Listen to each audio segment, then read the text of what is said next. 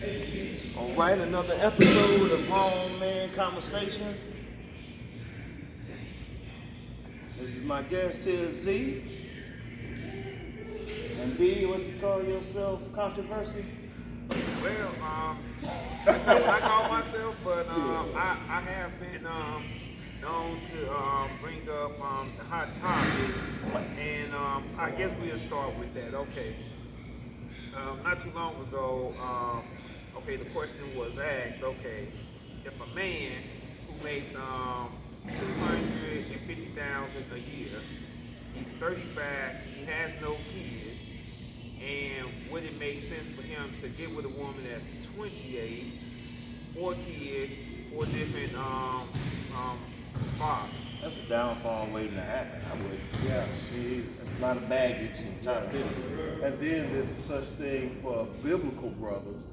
It's called soul tie. Every time you sleep with somebody, they leave a little bit of themselves in you, a little bad, and you leave a little bit of yourself in them. So all these baby daddies, the more baby daddies you got, that's more guys that can possibly be walking through the back door when you walk out the front door. And then there's too many women Spirits up, man. that's balanced in their lives. You know what I'm saying? Right. They're out there trying to do the damn thing and can't find a good man. Right. So brothers need to expand their horizon and Right. stop trying to get with freaks and Right. get with some of these women that's looking more for a guy that's grounded. Right. And the thing is, a lot of brothers don't know seasonal from lifetime. That's exactly right. Right, because if you exceed your limits with a person, Yeah. you asking for trouble. Yeah, Yeah.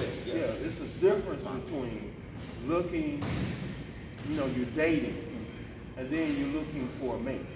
Right. You have to come up with a standard for dating, and you have to come up with a standard when you start trying to look for a mate, because it's two different things. Completely two different Yeah, things. because the person that you trying to mate with, you got to make sure that number one, that she's qualified to even be with you. Right. Instead of looking at it from the other way around. Right. See, men want to say, well, I got a bank account, I'm working, I'm successful. Okay, you proving yourself. Now, what standard do you require from the woman that you looking to mate with? That's exactly.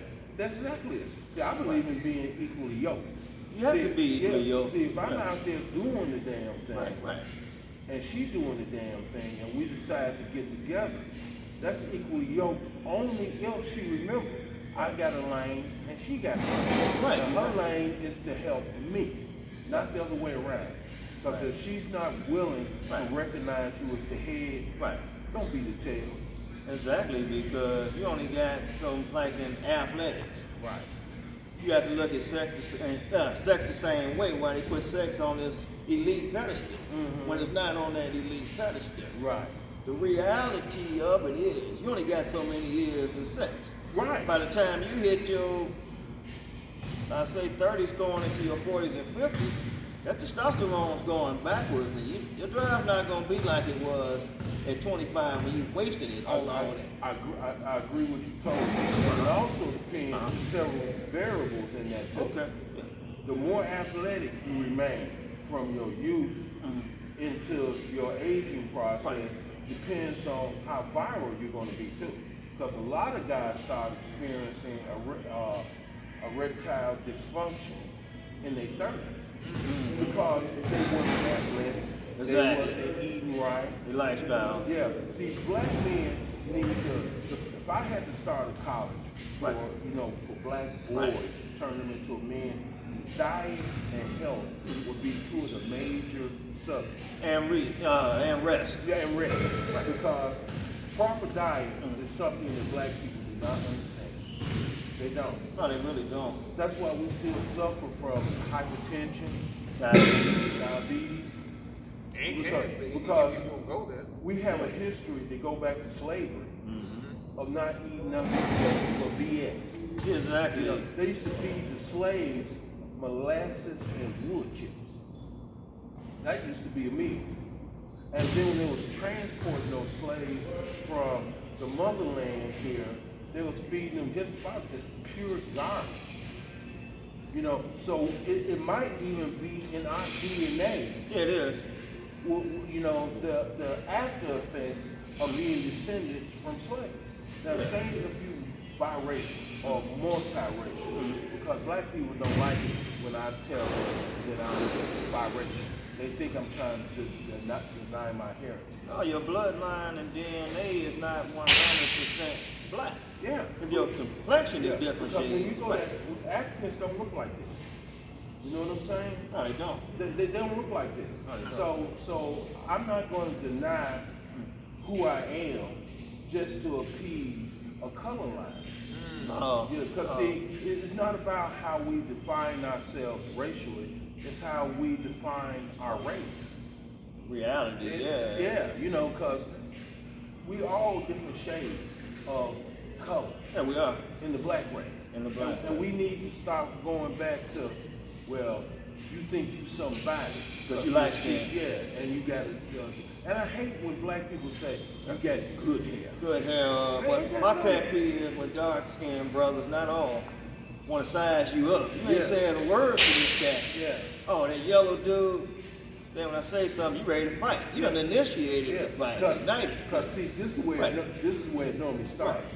Before he meets you, he's normally with a dark-skinned sister Pretty much. that seen a light-skinned brother and said, ooh, he nicer than me. Yeah. Now you step up, Step up. and now he's offended by the fact that I know my girl, she ain't gonna say it, but she interested. Like that day, me and him was up here one day, right? Yeah. And there's a chick with a nice afro up there, and she was with her dude. Ed is me, Ed, Dominic, and somebody else.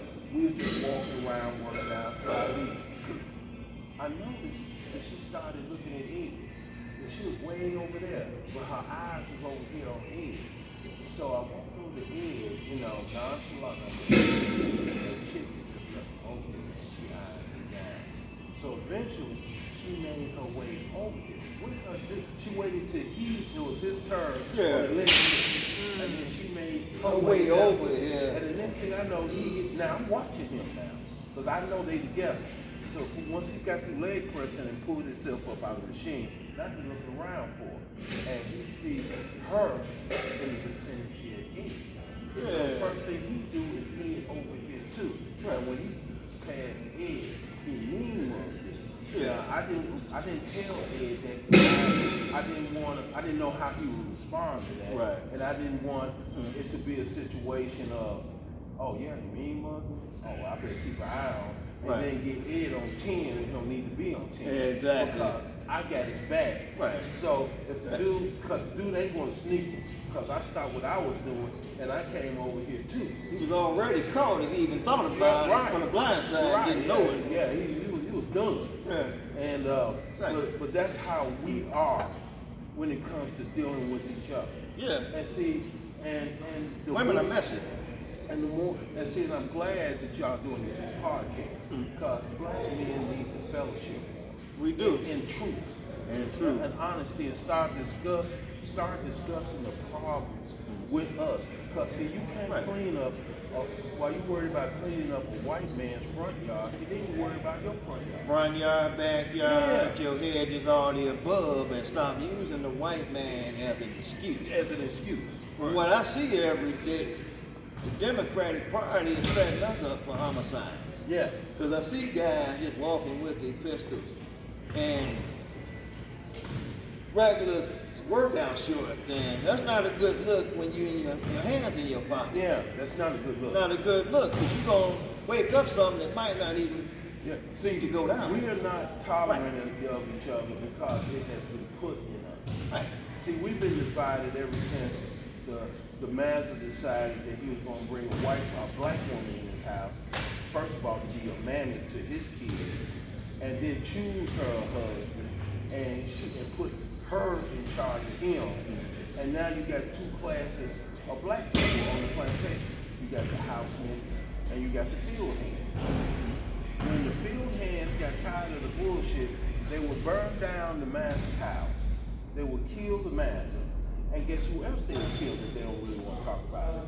The house niggas. Yeah. You See what I'm saying? And we reliving that over and over again in the black community today. We are, but this go around is us on us terribly. Yeah. To the point that other nationalities are deep out of the equation. And this is Right. something else too. Right. Right now in this country, there's a move for a civil war. You see how they have already responded. They actually took the White House. They actually took the White House. And no one is really talking about it the way they should from a black perspective.